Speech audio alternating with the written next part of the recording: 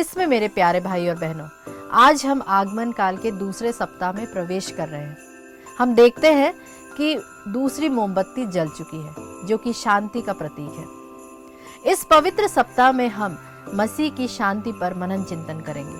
हम बहुत बार बाइबल में यह वचन पढ़ते हैं कि एक जवान लड़के मतलब दाऊद ने दौड़ते हुए गोलियात को मारा।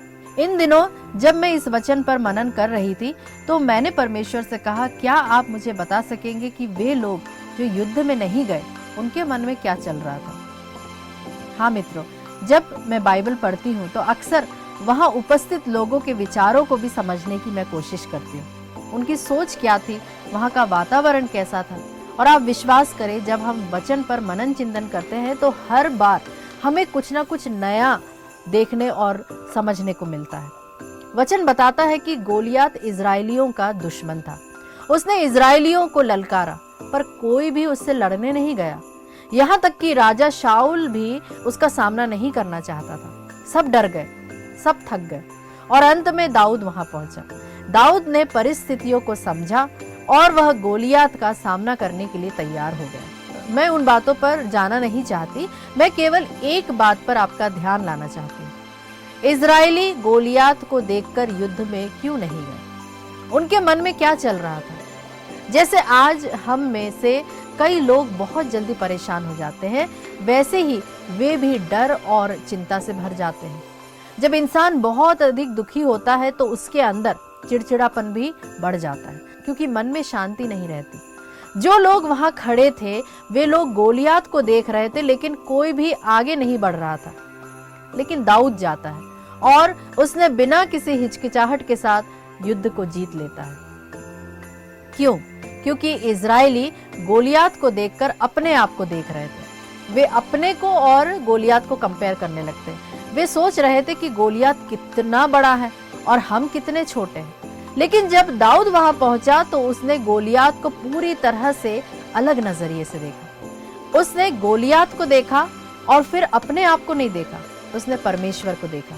तो उसे ईश्वर बड़ा नजर आया और गोलियात छोटा। जीवन में बहुत सारी समस्याएं वास्तव में समस्याएं नहीं होती। समस्या यह होती है कि हम उन्हें किस दृष्टिकोण से देखते हैं। बहुत सी बातें दुनिया में होती रहती है, पर हम परेशान नहीं होते क्योंकि हम उन्हें समस्या नहीं समझते। कई बार किसी की समस्या असल में समस्या नहीं होती, उसे देखने का नजरिया ही उसे समस्या बना देता है। इजरायलियों ने जब गोलियात को देखा तो उन्होंने सोचा ये बहुत बड़ा है और हम इसका सामना नहीं कर सकते। लेकिन जब दाऊद ने गोलियात को देखा तो वह जानता था कि गोलियात बड़ा तो है, पर वह परमेश्वर से बड़ा नहीं। यही उसका विश्वास था, यही उसका नजरिया था।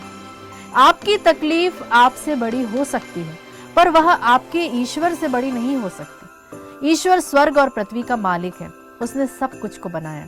मैं आप में से हरेक को कहना चाहती हूँ, हरेक को प्रोत्साहित करना चाहती हूँ कि आपका परमेश्वर आपकी हर समस्या से कई गुना बड़ा है। मेरे भाइयों और मेरी बहनों, आपकी तकलीफ आपसे बड़ी हो सकती है, पर वह ईश्वर से कभी बड़ी नहीं हो सकती। इसी दृढ़ विश्वास के कारण दाऊद गोलियात से लड़ने गया और उसने उसे पराजित कर दिया।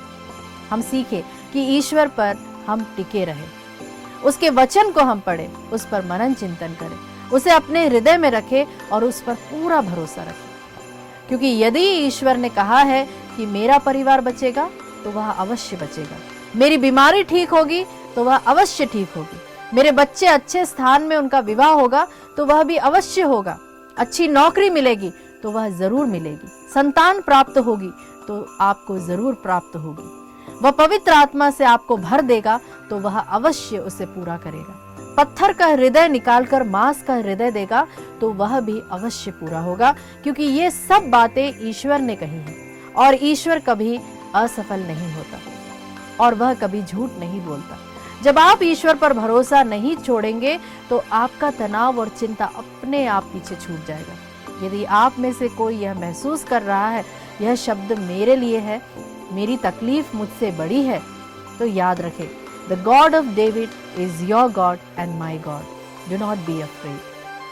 प्यारे विश्वासियों, उम्मीद करती हूँ कि आज का वचन आपको किसी न किसी रीति से प्रभु ने आपको छुआ है या आप तक प्रभु का संदेश पहुंचाया गया है।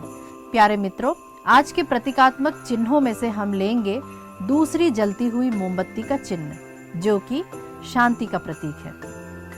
प्यारे मित्रों, यदि आपने इन दिनों में कोई भी प्रतीकात्मक चिन्हों से या संदेशों से कुछ भी सीखा है, कुछ भी नया आपने सुना है या जाना है, तो आप भी उस खुशी को जाहिर करने के लिए हम तक अपने मैसेजेस को पहुंचाएं।